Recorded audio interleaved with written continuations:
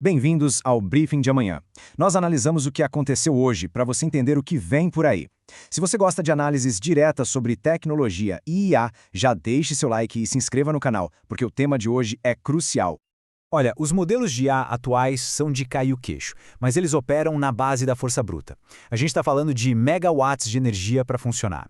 Agora, vamos comparar isso com o cérebro humano, a máquina computacional mais sofisticada que a gente conhece, que opera com apenas 20 watts. Isso é equivalente a uma lâmpada bem fraquinha. Essa diferença de eficiência não é só um detalhe técnico, não. É o grande gargalo que está impedindo o próximo salto da inteligência artificial.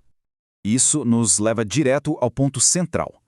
As IAs de hoje são, no fundo, calculadoras extremamente potentes, mas elas não replicam a arquitetura eficiente do cérebro.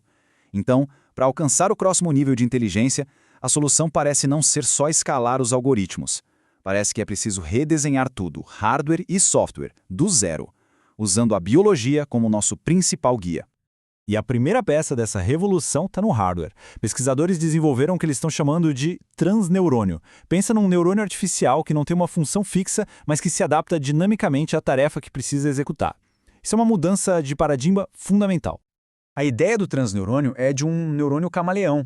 Em vez de precisar de milhões de neurônios de hardware, cada um especializado para uma única função, esse componente único pode mudar de comportamento dinamicamente. Ele se reconfigura em tempo real para se tornar exatamente o tipo de neurônio que a tarefa exige, seja para visão, para planejamento ou para ação. E o processo é bem direto. O transneurônio recebe um sinal elétrico e, com base nesse sinal, ele ajusta todo o seu comportamento interno. Num instante, ele pode estar emulando um neurônio do córtex visual para processar uma imagem, e no instante seguinte, ele se reconfigura e passa a atuar como um neurônio motor, planejando o movimento.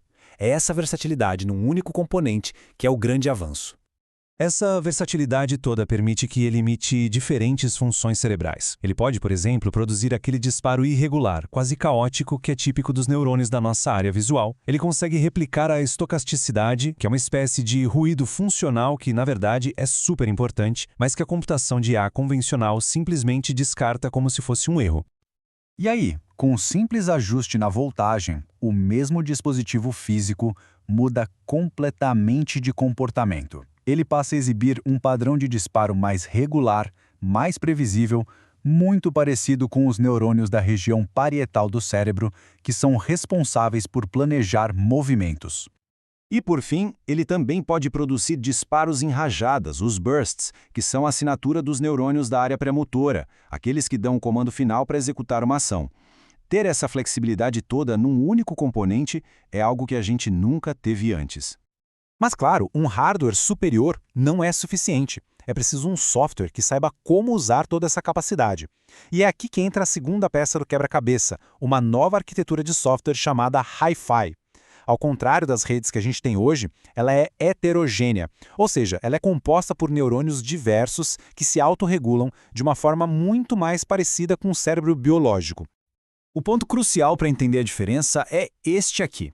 As redes neurais padrão são como um exército de clones. Todos os neurônios são idênticos e o aprendizado acontece só alterando a força das conexões entre eles. Já a rede Hi-Fi, por outro lado, é como um ecossistema.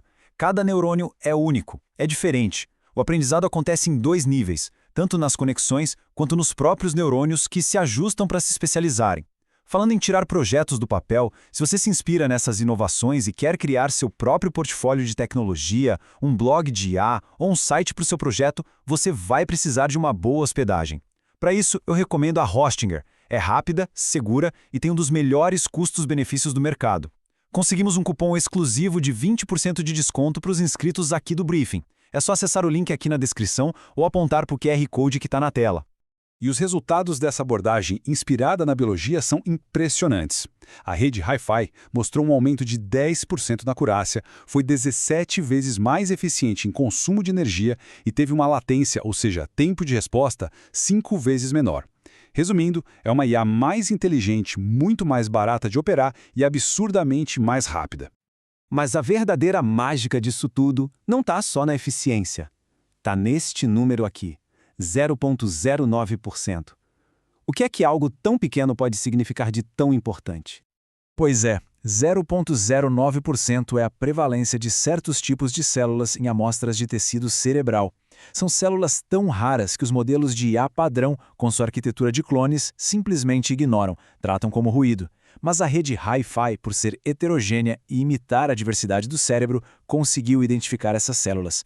A implicação disso é enorme. Essas células são biomarcadores para doenças graves como o glioblastoma. A Hi-Fi encontrou um sinal vital que todas as outras IAs perderam. Então, o que a gente está vendo aqui são duas revoluções acontecendo em paralelo, uma no hardware e outra no software. E quando a gente une essas duas peças, o resultado é um vislumbre de um futuro totalmente novo para a computação. A equação é simples. De um lado, a gente tem um hardware eficiente, o transneurônio, que imita a flexibilidade dos neurônios biológicos. Do outro, um software inteligente, a rede Hi-Fi, que aprende como um ecossistema diverso. Juntos, eles formam a base do que a gente chama de computação neuromórfica. Máquinas que não apenas calculam, mas que processam informações de uma forma fundamentalmente inspirada no cérebro.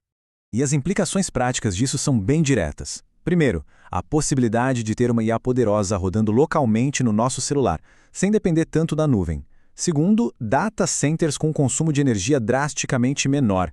E terceiro, como a gente acabou de ver, novas ferramentas para a medicina e a descoberta científica com uma precisão sem precedentes, capazes de encontrar sinais que antes eram simplesmente invisíveis. Então fica a provocação final. A gente parece obcecado em criar algoritmos cada vez maiores. Mas talvez o verdadeiro salto quântico da IA não venha de mais processamento. Talvez ele venha de uma mudança fundamental de arquitetura, uma que finalmente aprende a lição de eficiência que a própria evolução aperfeiçoou por bilhões de anos.